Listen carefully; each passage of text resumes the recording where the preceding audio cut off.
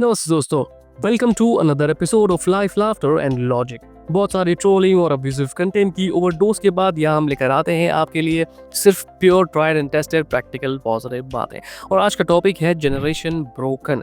जी हाँ, कैसे आज की जनरेशन अपनी लाइफस्टाइल के चक्कर में अपने आप को, अपनी लाइफ को, अपने फ्यूचर को गिरवी रख रही है। इंडिया, जहाँ हर छोटा बड़ा बंदा एक ही रेस में भाग रहा है, शो ऑफ की रेस में। ओल्ड सेइंग है, जितनी चादर हो उतने ही पैर पसारो। लेकिन अब चादर छोटी हो या बड़ी, पैर तो लैम्बोर्गिनी तक ही फैलाने हैं। सैलरी 30,000, खर्चे 50,000, ईएमआई पे आईफोन, स्नीकर्स और एसयूवी।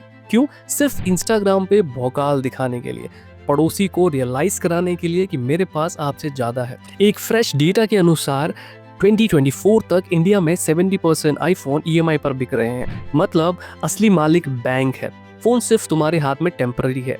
एक जमाना था जब शादी में साइकिल मिलती थी तो पूरी कॉलोनी में मिठाई बंटती थी। और अब अगर शादी दुबई या जयपुर के पैलेस में ना हो तो रिश्तेदार भी कहते हैं कि अरे बस इतनी सी शादी करवाई। Exceptions are always there. आज पेरेंट्स अपना घर तक गिरवी रख रहे हैं ताकि बेटा कनाडा पढ़े। क्यों? ताकि मोहल्ले वाले बोले देखो शर्मा जी का बेटा फॉरेन में है। लेकिन सच, डिलॉयट की 2025 की एक रिपोर्ट के मुताबिक 48% जेन-ज़ी फाइनेंशियली इनसिक्योर फील करते हैं। और महंगी शादी करना, महंगे फोन्स या कार्स लेना, 80,000 के शूज पहनना बिल्कुल गलत नहीं है। Everything is fair until you are capable of it. But fake perfection, fake satisfaction can cause real damage in life. Social media ने तो इस आग में पेट्रोल डाल दिया है। फोमो यानी फियर ऑफ मिसिंग आउट इतना बड़ा हो गया है कि अब आज की most of the generation life enjoy करने के लिए नहीं, सिर्फ स्टोरी पोस्ट करने के लिए ही जी रहे हैं। अकॉर्डिंग टू अ ग्लोबल सर्वे, 94% से ज्यादा जेन ज़ी एक्सेसिवली एक्टिव है सोशल मीडिया पे। मतलब रियल लाइफ से ज्यादा उनकी रियल लाइफ एक्टिव है। पैसा हो या ना हो, स्टारबक्स की कॉफी तो चाहिए, और वो भी सिर्फ फोटोज के लिए। CIRF हाई मार्क्स के डेटा के हिसाब से जून 2024 तक इंडिया में क्रेडिट कार्ड का एवरेज आउटस्टैंडिंग बैलेंस 32,233 हो चुका है। मतलब एक पूरा महीना सैलरी बस उधार चुकाने में ही निकल जाती है। पहले प्री वेडिंग शूट्स होता था मंदिर के बाहर या किसी पार्क में। अब दिल्ली के स्टूडियो में खड़े होकर पीछे बाली का, दुबई का या किसी बाहर कंट्रीज का फोटोशॉप करके। कुछ सोशल मीडिया अकाउंट्स तो सिर्फ पैसे लेकर फेक टैग्स ही करते हैं, जिससे लोगों को लगे कि तुम सच में किसी महंगी जगह पर शूट करवा के आए हो। मतलब जिंदगी असली नहीं, फुल 4K फिल्टर वाली चल रही है। अब सवाल ये है दोस्तों, इसका नुकसान क्या है?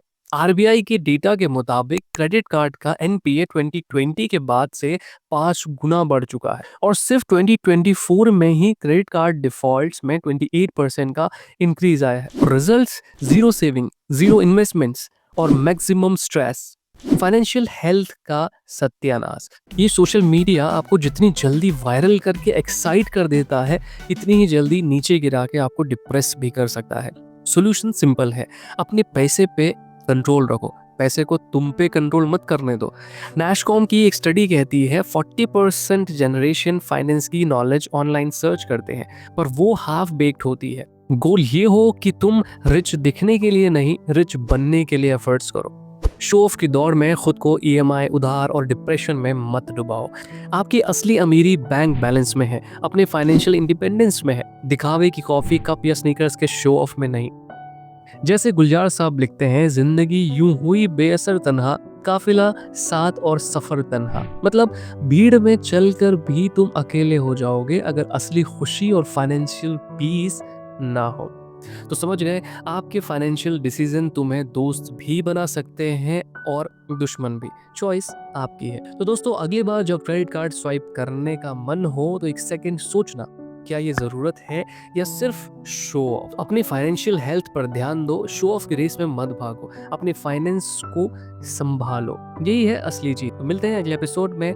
Thank you so much for giving your time, thank you so much for watching. Hare Krishna.